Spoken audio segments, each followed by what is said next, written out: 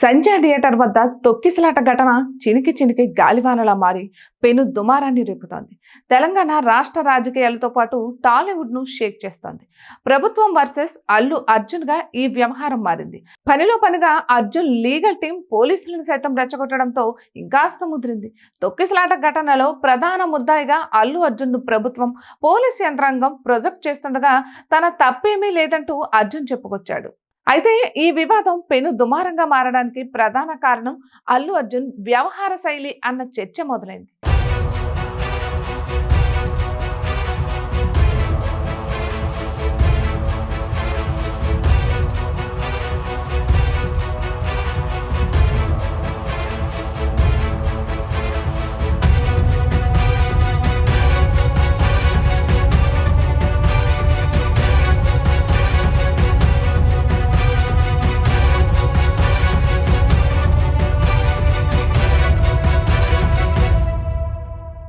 Theatre వద్ద ఘటన జరిగిన సమయంలో అర్జున్ వ్యవహార శైలి, కోర్టులో బెయిల్ కోసం వాదనలు జరిగే సమయంలో పోలీసులను కించపరిచేలా ఆయన లీగల్ టీం చేసిన వ్యాఖ్యలు వివాదాన్ని పెంచేశాయి. దీనికి తోడు సీఎం రేవంత్ రెడ్డి అసెంబ్లీలో చేసిన వ్యాఖ్యలపై హడావిడిగా మీడియా సమావేశం పెట్టి అల్లు కుటుంబం ప్రభుత్వాన్ని రెచ్చగొట్టిందన్న వాదన ఉంది. ఇక భారీగా టికెట్లు పెంచుకునేందుకు బెనిఫిట్ షోలకు అనుమతి ఇస్తే మాపైనే విమర్శలు చేస్తారా అంటూ ప్రభుత్వ పెద్దలు కన్నెర చేశారు. ఫలితంగా అల్లు వారి దూకుడు టాలీవుడ్ కు పెను శాపంగా మారిందని ఇండస్ట్రీ ప్రముఖులు ఆవేదన వ్యక్తం చేస్తున్నారు. ఇక హీరో అల్లు అర్జున్ నటించిన పుష్ప 2 సినిమా విడుదల సందర్భంగా సంజయ్ థియేటర్ వద్ద తొక్కిసలాటలో రేవతి అనే మహిళ మృతి చెందారు. అలానే ఆమె కుమారుడు శ్రీతేజ్ తీవ్ర గాయాల పాలై చికిత్స పొందుతున్న విషయం అందరికీ తెలిసిందే.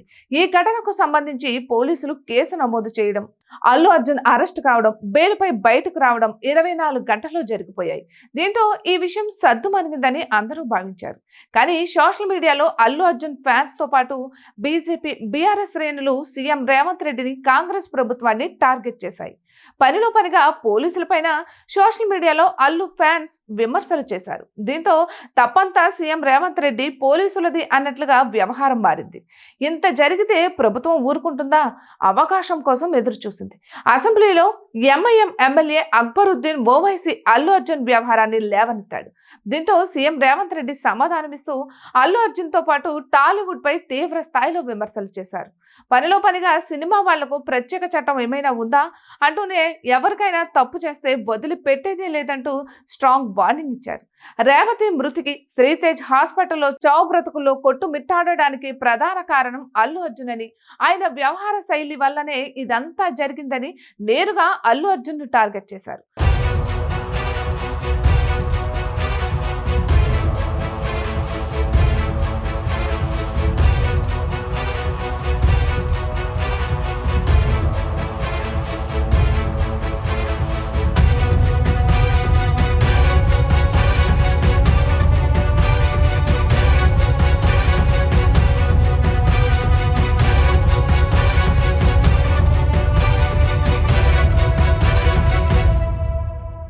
మరోవైపు అల్లు అర్జున్ సైతం తగ్గేదేలే అంటుంటే రేవంత్ అసెంబ్లీలో మాట్లాడిన కొద్ది గంటలకే మీడియా సమావేశం పెట్టాడు.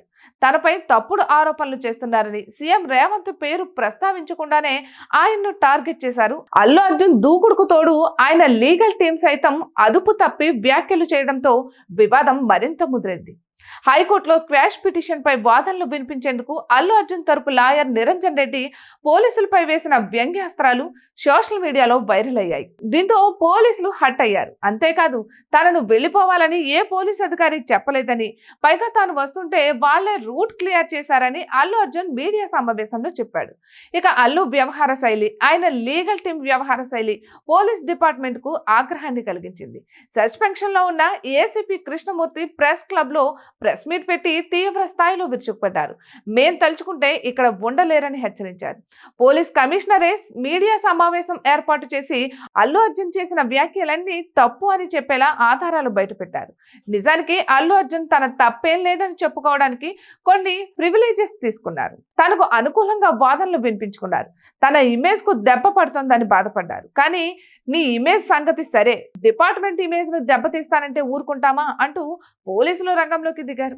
ఇక ఇప్పుడు ఈ ఇష్యూలో అల్లు అర్జున్ రాజకీయ నేతలతో పెట్టుకున్నదే కాక పోలీసులతోనూ పెట్టుకున్నారు. తాత్కాలికంగా తన వాదనతో బెయిల్ ఇప్పించిన నిరంజన్ రెడ్డి భవిష్యత్తులో దిద్దుకోలేనంత నష్టం చేశారు.